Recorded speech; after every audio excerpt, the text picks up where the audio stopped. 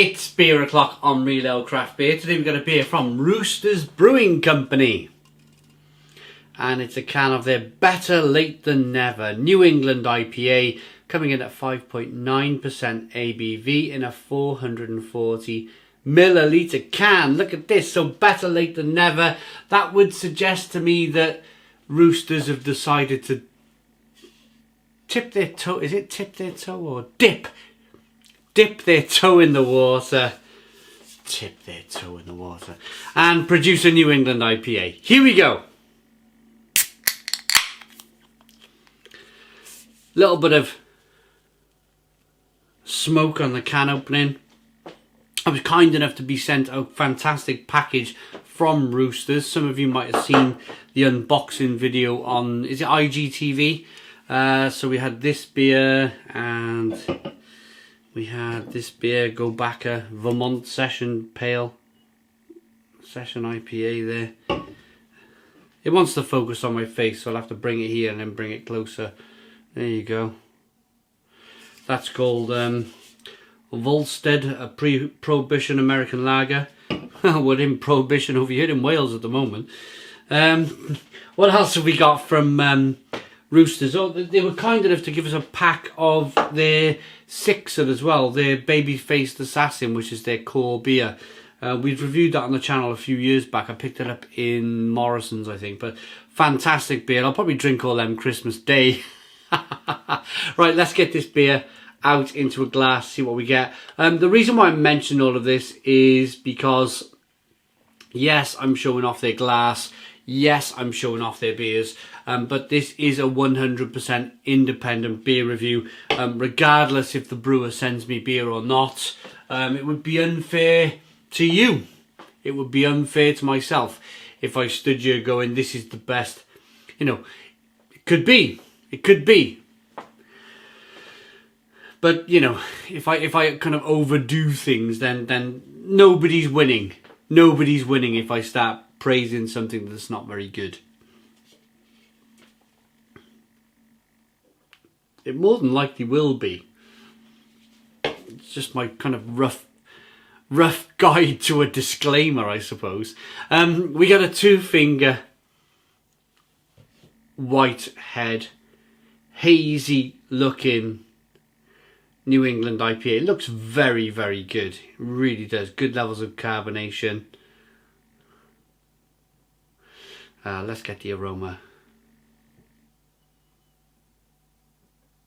Oh, yeah. It's got that.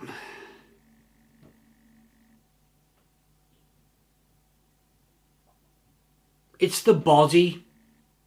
It's the body. It's when you get like to 5.9, 6% ABV. So I recently reviewed a New England Pale Ale at 4.7 and I really enjoyed it, but it was just lacking a little bit of body. And you get that body from the amount of malt you put in the beer.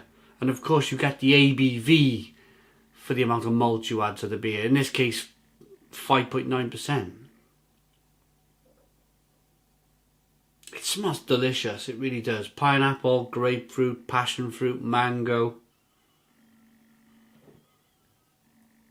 Ooh. I'm going to dive in. Cheers, everybody.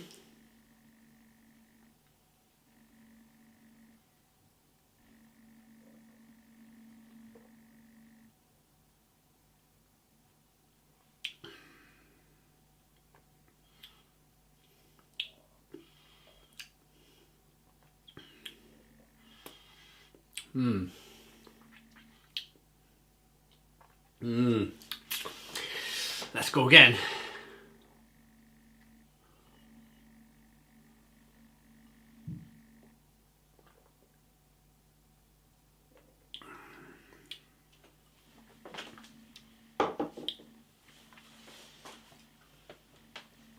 Yeah, that's lovely. That is really lovely. Ooh.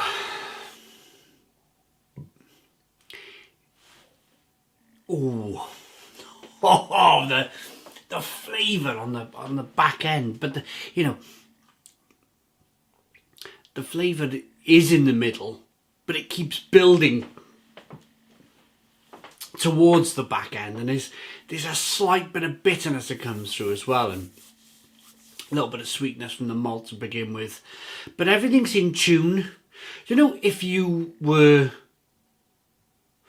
to roll a tyre down the road, like, you know, you got a big tyre on your arm and you roll it down the road, and it just rolls, as you know, especially if it's going down a hill, it's going to carry on rolling, and everything's working. Nothing's kind of pulling away and trying to break. But if you had that same tyre and you rolled it down the road, and you might have like a big bubble where this kind of, or part of the tyre is broken, it's not going to roll down the hill properly.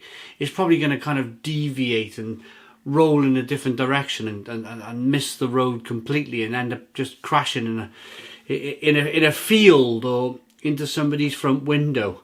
It's a really, I come up with these really strange ways of explaining beers, but what I'm trying to say is that this is the perfect tyre. It's just rolling down the road. There's no nails in it. There's no loss of tread. There's no blisters. There's no, you know, it's just working. It's a working tyre. And I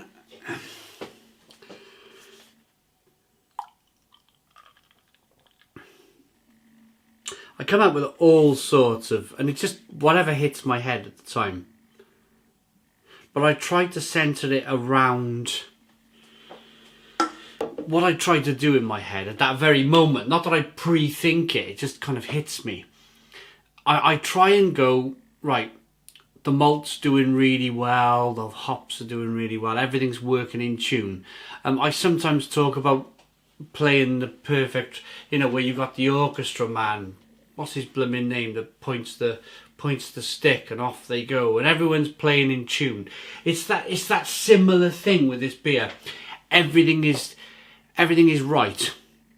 There's a little bit of sweetness from the malt. There's a little bit of bitterness on the back end. There's lots of flavour in the middle. It looks nice and hazy. It smells, there's a fantastic aroma on it. It's got good head retention. It's got good lacing on the glass. It's got a nice head. There's nice carbonation. It's like ticking boxes. I've been, in one of my previous jobs, I used to hand over, I worked for like a construction, I was a site manager and on building houses, and your last job with that house would be to go around ticking boxes. Are all the radiators on the wall? Is the front door closing? Are the windows clean? You know, that sort of thing. Is there any defects with the floors, or is the staircase creaking? You know, you're just checking things on a notepad. Is everything okay with this house? And this is a fantastic beer. I've gone through that complete checklist in my head, and yeah, it's good.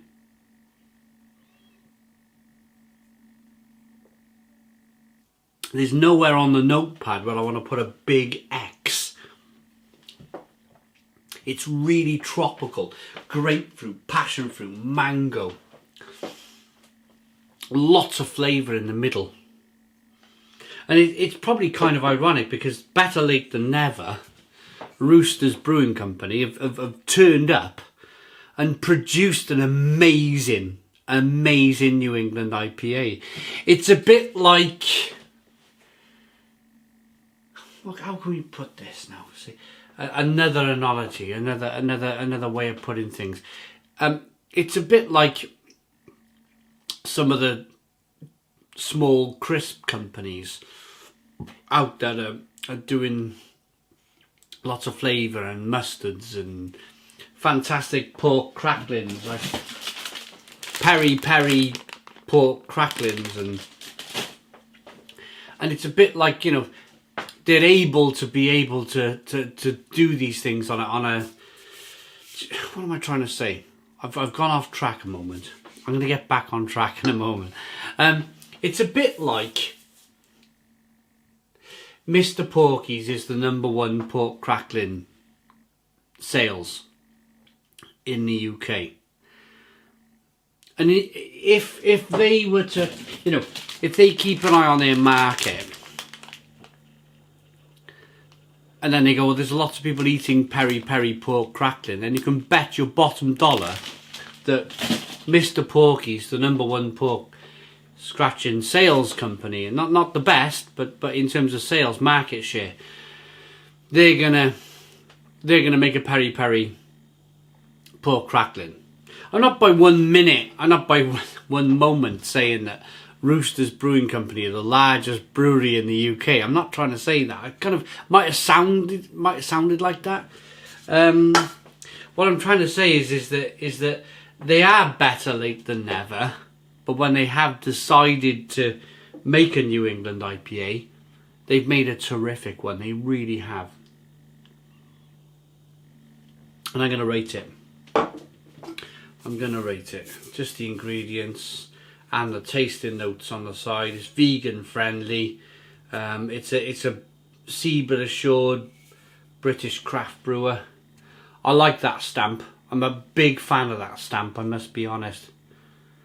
It's a bit like the Australians and the Americans, where they're producing their own independent stamps to put on their beers. It means if they get bought out that they can't use the stamp anymore. And then people probably won't buy their beer anymore. I like that enough to give it a Stone the Crows 9 out of 10. I haven't danced around the kitchen today. It's a funny one.